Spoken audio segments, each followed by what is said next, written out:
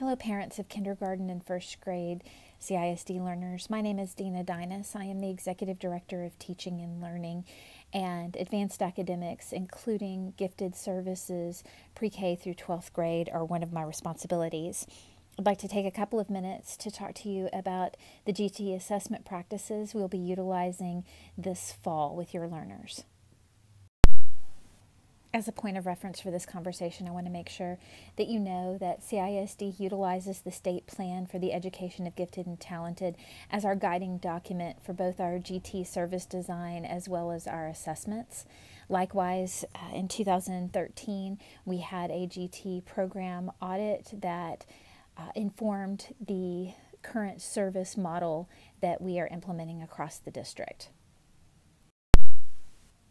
It is important to note that all CISD elementary classroom educators are required to have 30 hours of GT training in GT curriculum, GT instructional strategies, and the nature and needs of GT learners, either upon employment or within the first semester of their employment. This makes them part of our instructional model, but more importantly, it ensures that differentiation is happening for learners, whether they're identified GT or not, in our classrooms every single day. As I begin to explain our instructional model, I want to point out that here in this green section is what we often refer to as Tier 1. Tier 1 is grade level instruction. It's where we want all learners to be at least. About 12 years ago, the federal government mandated an intervention process called RTI, Response to Intervention. I'm not going to explain too much about that, but what I will say is you can see that through various tiers, learners are provided interventions and supports in order to get them to that grade level instruction if they are struggling in that content. In 2013, as we were examining our service model and thinking about what we could do better and differently for our CISD GT learners, we started asking ourselves the question, well, if RTI exists on the left side of this, is it possible that on the right side there's RTI also, but that's really response to instruction? In other words, are there learners who come to us on the first day of school and they already know much of the content that we are getting ready to teach? Or are there learners who come into our classrooms and very quickly pick up that content? If that's the case, then how can we best support them? So we looked at our services and divided them into two tiers. These are really fluid and I don't want to spend a whole lot of time on them, but Tier 2 would be a learner that's identified gifted and talented, and that learner is cluster grouped in a classroom with an educator that has the aforementioned 30-hour training, and the GT specialist and the classroom educator work together to design instruction that is differentiated to meet that learner or that group of learners' needs. At Tier 3, here you have learners who perhaps require above grade level instruction, multi-age instruction, or may have a social emotional need that can be supported by the gifted and talented specialist. So this is primarily instruction that's provided by the GT specialist outside the regular classroom. Our goal for all learners in CISD is to support them so that each learner grows 1 year academically for 1 year of instruction. In Coppell ISD, all kindergarten and first grade learners are automatically considered for gifted and talented services. That comes from the State Plan for Gifted Education. We gather at least 3 data points around each learner as we determine whether they have a need for the service that our GT specialists provide.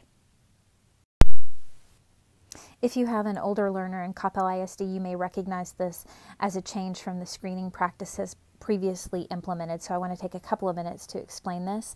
Beginning in the fall of 2014, kindergarten educators and campus GT specialists began co-facilitating planned experiences in kindergarten. What we were finding was we were over-identifying kindergarten learners utilizing our previous practice, and so we began moving to planned experiences, which are really about demonstrating a need based on actual experiences in the classroom, academic tasks, creative tasks, etc. The next year, first grade educators and the campus GT specialists began utilizing the same process. So we were screening not just in kindergarten, but kindergarten and first grade, and that is the practice that remains in place today. Some of the behaviors those planned experiences are designed to elicit are things like an advanced sense of humor, a learner who has a sophisticated vocabulary, those that are sensitive or have a deep level of empathy for others, those that have a different perspective, who may be thinking about things from a very different point of view, learners who analyze at a deep level, learners who make meaning by connecting ideas that are applicable in more than one content area, so making some connections between the things that they have learned or the things that they know. And then accelerated learning, learners who already demonstrate the need for above grade level content and or perhaps multi-age content or complexity in content. As planned experiences are happening in the classrooms throughout the fall and data is being gathered on each learner, it is possible that additional assessment may be requested. This is a change in practice from our previous years where all kindergartners took COGAT and first graders were not universally assessed. It is possible that we may want to leverage an assessment such as an aptitude test or an achievement test as part of our data gathering for some learners, but it is not the norm for all. So parents, if your learner is one that we are requesting additional assessment on, you will be notified of that individually. Planned experiences will begin the week of September 24th in both kindergarten and first grade classrooms and will continue through the week of December 14th. Moms and dads, there will be a variance from campus to campus in terms of when those experiences occur during that window and between grade level to grade level. However, the experiences from campus to campus will be the same. There isn't anything that you need to do, and there is no preparation for this. This is going to be an organic part of teaching and learning in these classrooms.